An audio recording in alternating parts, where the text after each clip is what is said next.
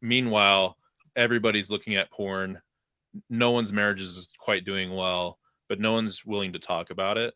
And I think with porn in general in our society, that's always just been something that like no one ever wants to talk about it.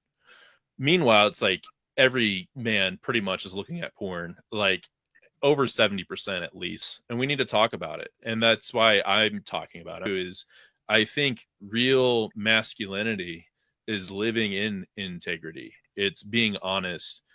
As a man, it's my duty to take care of myself and to take care of her.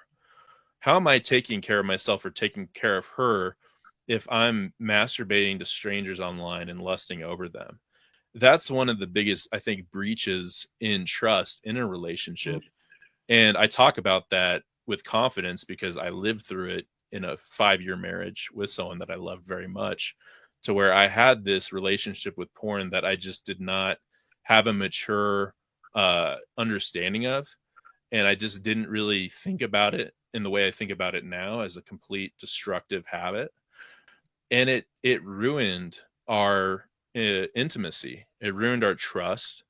It caused deep devastation, uh, not just in her but in me. Right, like Right. my self confidence, my relationship with God, like my ability to have faith in myself that I'm the man who I say I am. And I don't think I'm the only one. So I hope as we talk today and as this message is shared, that I think men can, something can light up it within them to not just be quiet about it and to go underground. And that's kind of to the point you're making.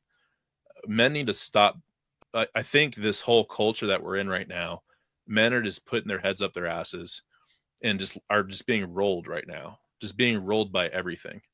And I think with porn for specifically, there's a great quote in Proverbs that I think I've quoted a few times about the man being seduced by this I think prostitute, and that he's being led to slaughter like an ox, and he doesn't realize he's dead until he sees the arrow in his liver, and that her words and her seduction is going to lead him right to hell.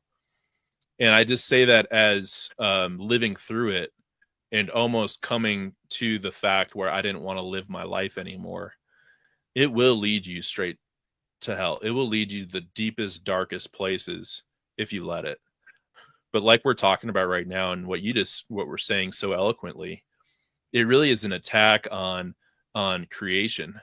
Like Yeah. it's we're literally like wasting our seed.